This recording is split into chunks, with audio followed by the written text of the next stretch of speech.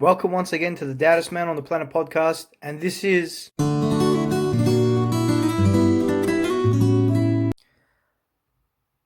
life of COVID-19 is relatively short, barely half a year, and yet in the last 3 months we've gone through more damage, more economic loss, more loss of life, and more changes to society than ever before. So now the question is, as we see the curve flatten and everyone kind of understand the true impact of COVID-19, is it possible to get through this and go back to our normal lives, the lives that we had last year and the year before that? Aside from a global turning point in both medicine and social interaction, how can we really view countries that we thought were superior or at least financially stable? How can we view them as strong or independent anymore? No one has even come close or remotely close to finding a cure or a treatment at this current time. And so far, the world's worst hit country is America, with over 100,000 corona-related deaths. So if the world's strongest military country, strongest economic country, and strongest medical country in the world can't find a cure or a treatment, what chance do the rest of us have? In that regard, is there even a way back to our old lives? Is there a way through this current crisis? How long do we have to social distance for? How long do we have to live in fear for? How long until we get through this? And how many more people are going to die until we fix this issue? Another issue we face due to coronavirus is how are we going to restart our economy? Right now, our governments are just printing and printing money to make sure we're stable, staying afloat, making ends meet. How are we going to go back and restart our economy? We've literally put it on pause, but there's no restart button and there's no play button. And even if you could go back to work, are you guaranteed a job?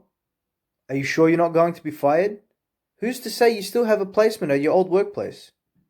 It might be too early to bring up these questions, but these are questions that we're going to have to ask ourselves later down the road anyway.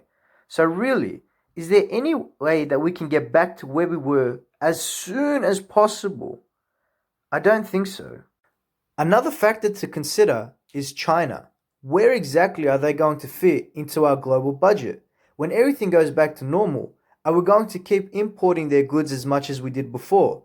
Right now, a lot of people seem to think that they mishandled the corona situation and that they've under-exaggerated their numbers in an attempt to make it look like they've successfully handled the situation.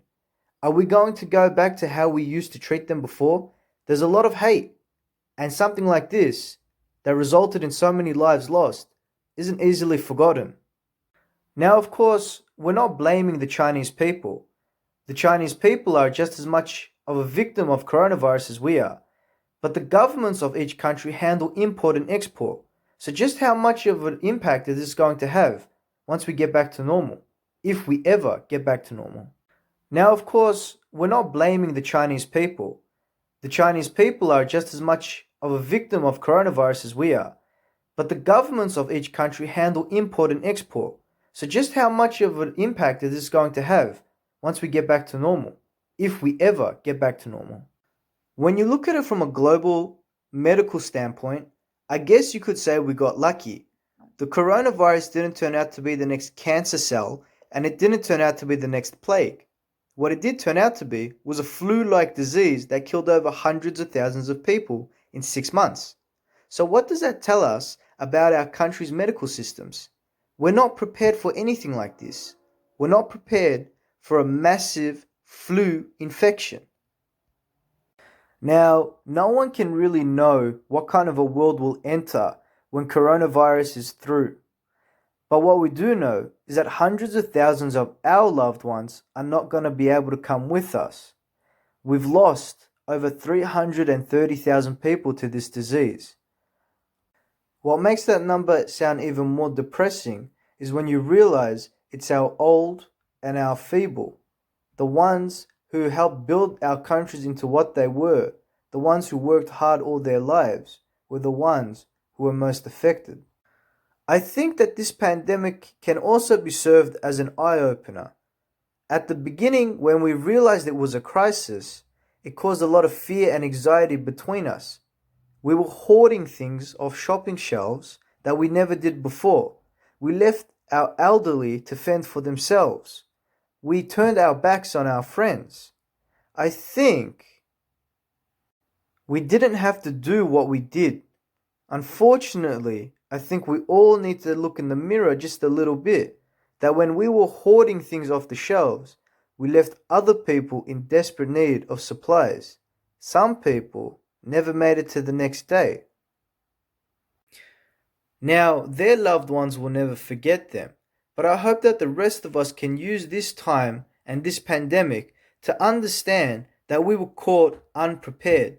There are things out there that we don't know, but things that we could have known. So hopefully, we can focus more time on medicine and helping each other than we can hoarding and killing each other.